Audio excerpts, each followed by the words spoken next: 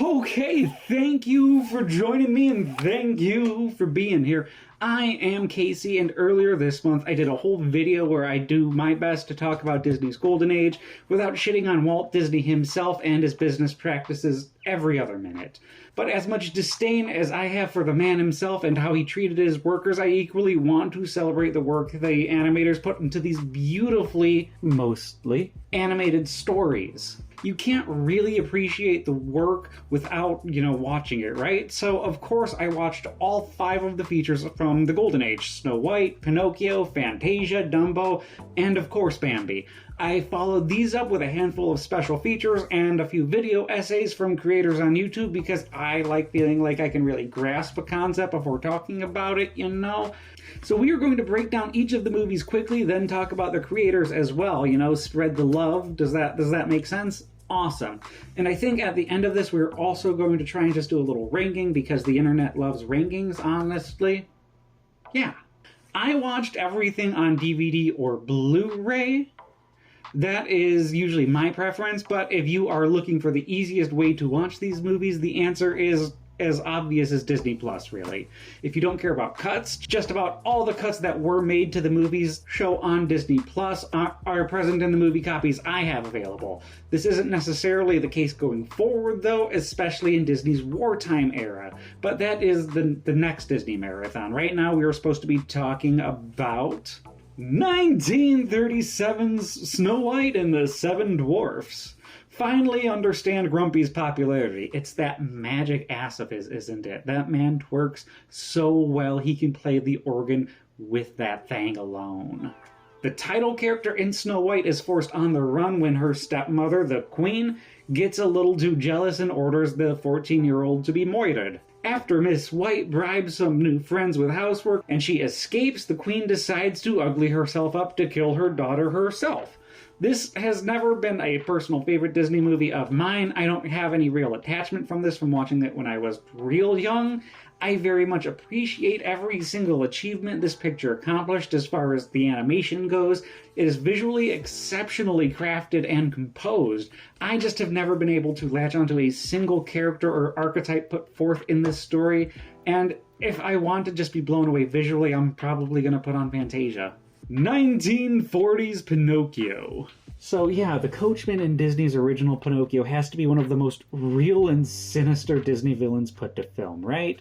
And he never gets any comeuppance, so he theoretically continued to kidnap children for years to come. Now, Disney's Pinocchio, with 2 C's and not 2 N's, is a morality tale in 3 quick acts that simply contemplate what does it mean to be a person. Pinocchio has to prove he is worthy in order to earn the right to be a person. Lucky for him, his judicator is kind, patient, and compassionate, giving Hourly plenty of opportunity to stumble, figuring out his own problems, and to learn from what happened. Where in rounding off the edges of some fairy tales, Disney removes much of the messaging, here a lot of the cynicism is removed from the original text for a kinder narrative that encourages learning and growth through exploration and patience over feeling like it's aggressively dismal against all things that are associated with leisure and joy. A lot of the techniques from Disney's previous works are greatly expanded on in this picture as well to provide a visually beautiful canvas to pair with a well-crafted narrative. It is definitely my personal favorite from Disney's Golden Age from that perspective. 1940s Fantasia. Easily one of the most visually stunning and impactful films by way of animation and technique. And yeah, there's a fun little racial caricature in there to ruin the mood, isn't there?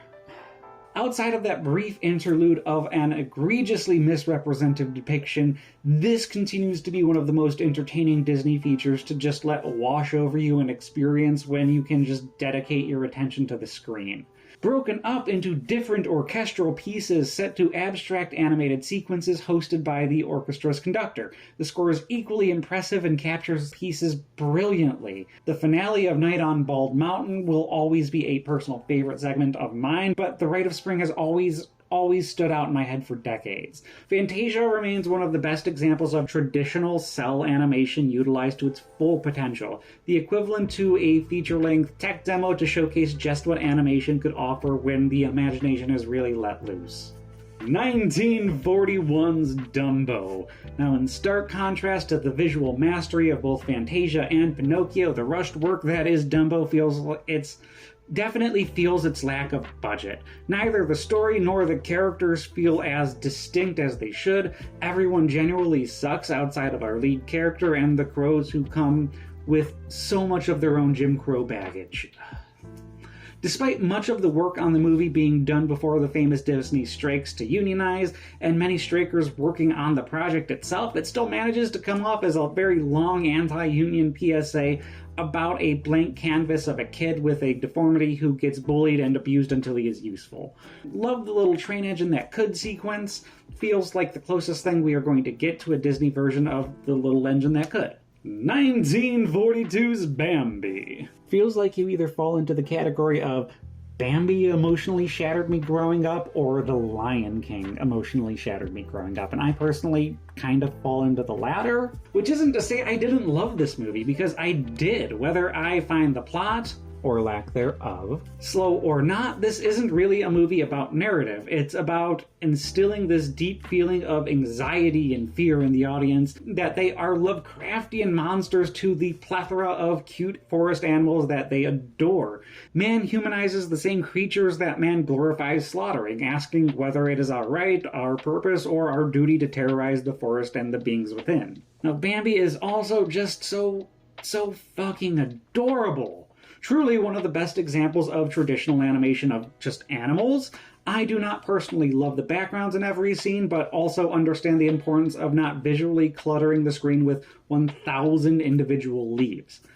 Frank Churchill's soundtrack is also beautiful throughout the movie. This was also my first time seeing the feature in its entirety, the first time I've gotten to watch the finale, and it is far more powerful than what I was expecting. werothegreat. I talked about his videos last big Disney video we did, but I am probably going to highlight his work in every video that it is relevant. I find the video essays of Wero... How do you pronounce your name, actually? Is it Wero? Is it Wero? Is it an A24 foam and I'm supposed to pronounce it like Vero? Vero the Great puts out are consistently engaging and really on point. Beyond that, he is also sassy as fuck in a way that I absolutely appreciate. Vero the Great has been going through the Disney canon movie by movie for the last few months. Right now, he is well into the Scratchies, which we will probably cover as a distinct subsection of the Silver Age, but Vero makes a great argument for it standing on its own. But look at me getting sidetracked. The video essays are really well researched, and even the arguments I don't always agree with or wish were expanded on more, I find really, really compelling. Sailboat Stoat 6,300. Alternatively, Sailboat Stoat I found only very recently. It looks like she stopped releasing videos sometime last year, which I find really sad because I really like the videos of hers I've gotten to thus far, especially her Disney videos. In contrast to Vero, who is all about the research-focused video essays, Sailboat Stoat primarily is opinion-based. With a quick little bit of context thrown in, she very openly admits to getting from Wikipedia and emphasizes that you should never really just take Wikipedia or its sources at face value. But it is still a very useful resource, and I respect that openness and their general thoughts on Disney's Golden Age. Even if the rankings are wildly different from my own, it doesn't make them any less valid. She just put way more emphasis on storytelling and entertainment value, where I focused on the technical aspects of the films a little more, as I tend to do. Okay, yeah, that's all the Disney movies, so let's just do a real off-the-cuff ranking, shall we? At the bottom, it's definitely, for me, is going to be Dumbo. Not that I don't appreciate some things that Dumbo does, it's just not for me, and I find it hard to not be really cynical watching it. And right above Dumbo is probably going to be Snow White and the Seven Dwarfs. That is even more not for me than I think Dumbo is. I think that is just a masterfully animated movie where Dumbo definitely isn't. And above Snow White, what are we going to put above Snow White?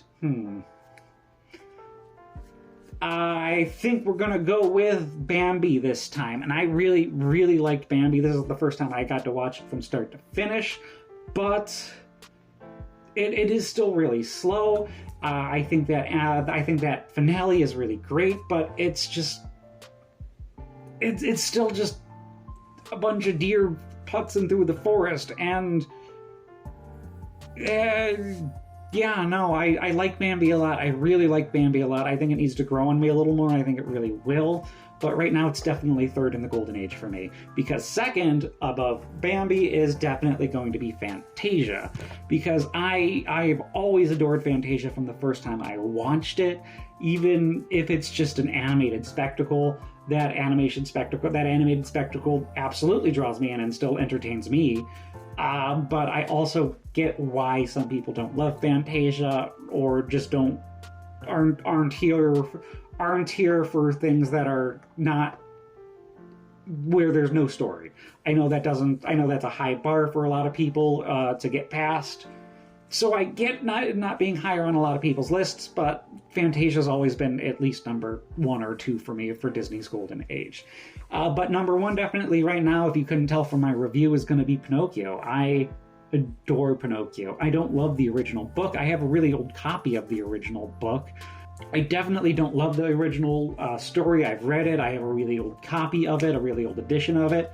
But everything Disney does with this adaptation of Pinocchio, I think really kind of takes the themes of the story and the actual book and kind of almost elevates them or highlights them more than they were in the story in a way that I think really benefits the narrative. And with that, we should end where we're going over the Disney's golden age. Which movies from this era are your favorites? Which do you hate? Why is it Dumbo? Which YouTubers and content creators would you recommend? I really love channel recommendations, especially newer and smaller channels. Next month, we are focusing on the early 2000s seminal cartoon series, Samurai Jack. So if I am your proverbial cup of tea, look forward to videos on Genndy Tartakovsky's series on the 1st and 3rd Fridays of April. Other than that, I am really, really bad at self-promotion. I started a second channel for a very different project of mine in which I am narrating an ongoing science fiction narrative of my own making. Every Monday through Friday, I am reading just a full page. Right now, we should be, 9 or 10 chapters in, maybe later. Or at least that's how far I've narrated at the time of recording. So if a post-apocalypse science fantasy adventure sounds like you're kind of weird, please check out Endry Mayan. A link will be in the video description to that channel, and I will end this video with a segment from that. Otherwise, keep on being amazing and just do some good today. Thank you so much. As the blue-skinned bandit turned his head in Endry's direction, his cheek met with the tempered steel of Endry's spear. Endry had thrust in the same moment the aloe kidnapper turned in his direction, making the piercing that much easier with the additional force. The blade passed through flesh, bone, and brain like wet paper, the thrust stopping just as the tip protruded through the top of the blue head. A small shower of blood rained on the gravel below as Endry took the additional weight of the corpse on his weapon and led it through the portal with force. The aloe body shuddered and twitched, his damaged gray matter attempting to send signals to its struggling limbs.